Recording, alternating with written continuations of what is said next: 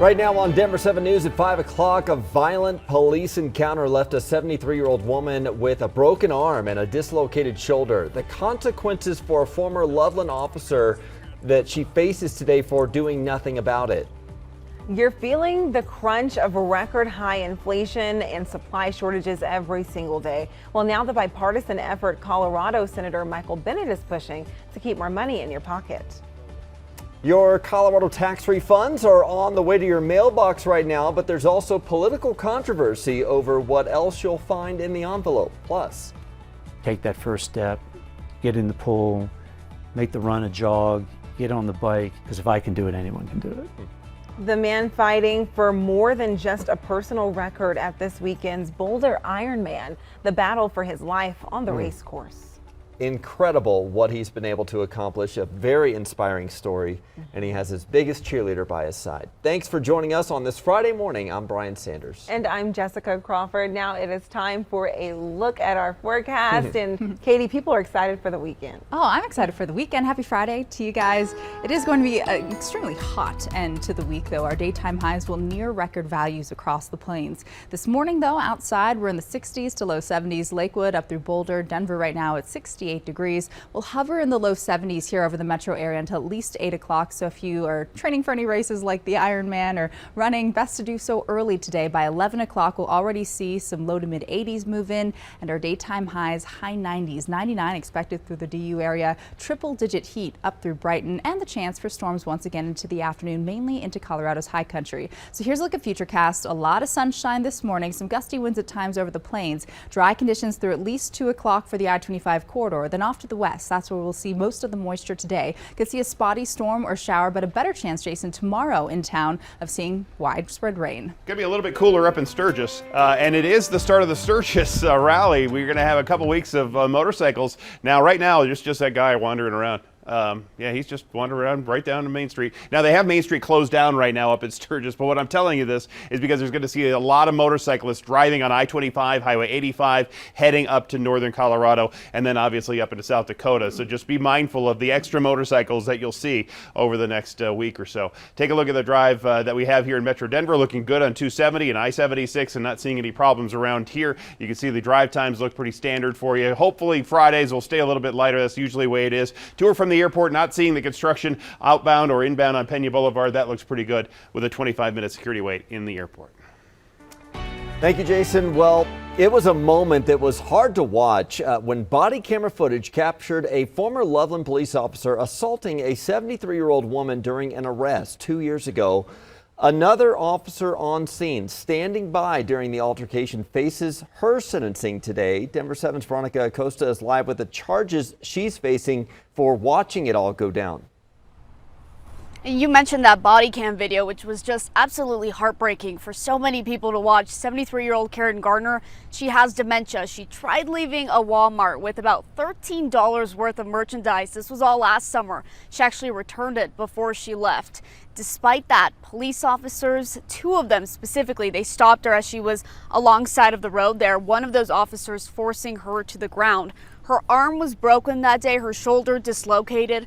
This morning, the second officer involved in the incident, who stood by, did nothing while the other officer hurt Gardner, will be sentenced. Behind me, Austin Hopp, that's the first officer we're talking about this morning. He actually took a plea deal. He was sentenced to 5 years in prison. Daria Jalali, she's who's going to be sentenced for failure to intervene on a police officer's use of force. That's a misdemeanor. Other charges were dropped as part of a plea deal she took. Now she faces up to 364 days in jail and or a fine of up to $1,000. As for the Gardner family, they actually settled a lawsuit with the city of Loveland that was last September for about $3 million. We're in Fort Collins this morning. I'm Veronica Acosta, Denver 7. Thank you, Veronica. We do have some breaking news this morning. China is now sanctioning U.S. House Speaker Nancy Pelosi and her immediate family in response to her visit to Taiwan. A Chinese ministry spokesperson said despite China's serious concerns and firm opposition, Pelosi insisted on visiting Taiwan, seriously interfering in China's internal affairs. The Chinese military has also been launching missiles in what it calls the largest ever drills around the island of Taiwan. A scaled-down version of the Build Back Better plan is finally moving forward after holdout Democratic Senator Kyrsten Sinema signaled that she'll support it. Here is a preview of tomorrow's planned Senate vote on what is called the Inflation Reduction Act. The measure would rein in certain prescription drug prices and impose a minimum 15% tax on big corporations. It would also invest $369 billion towards energy and climate change initiatives. On the Senate floor, Colorado's Michael Bennet urged lawmakers to pass that bill quickly. Every provision in here is a victory for common sense and a victory for the American people over special interests in the status quo. The president calling it a critical step towards reducing inflation and the cost of living for America's families. Tina Peters still lost in the Republican primary for Colorado Secretary of State. The results of a statewide recount showed Peters still losing by about 90,000 votes to former Jefferson County Clerk Pam Anderson. The majority of Colorado's counties saw little to no change to their results.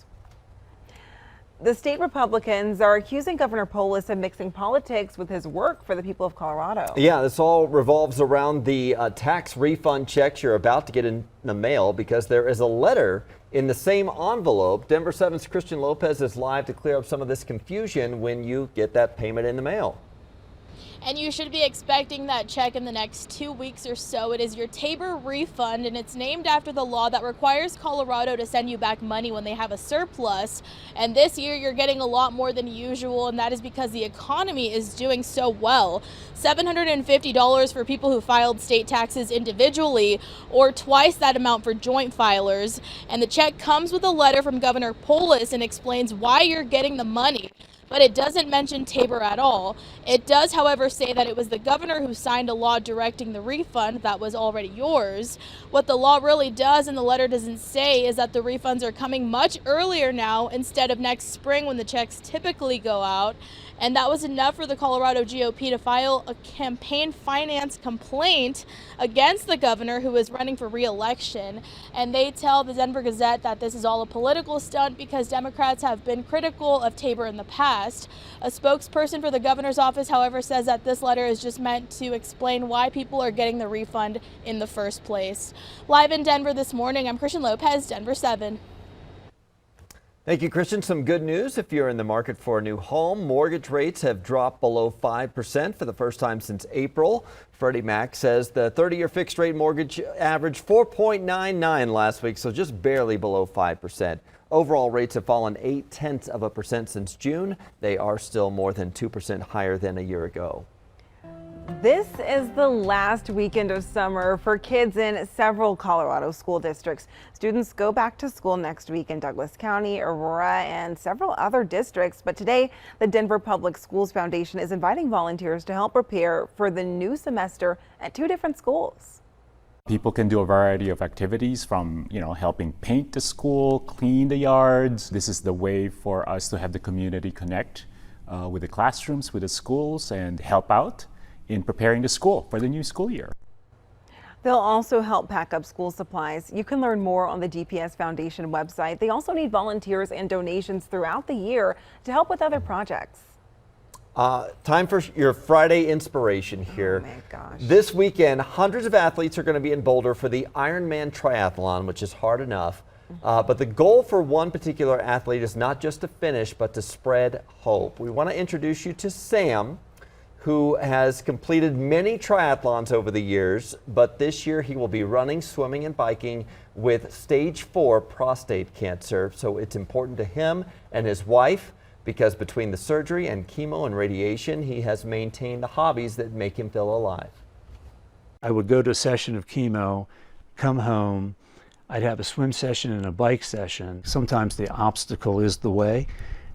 So if I'm tired, the best way to get untired is to go work through it.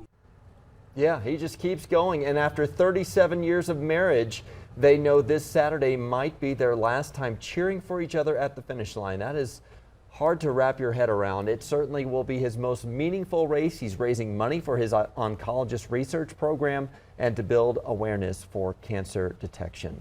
My goodness. and- Just to hear him say the obstacle is the way, like that Right. is just so profound, and clearly he's struggled through so much, but he Yeah. just keeps on giving it his best. Yes, prognosis is 2 years left, but I think he's going to beat those odds. An international controversy churning over Ben & Jerry's ice cream. The pay freeze that this company is using as a political statement.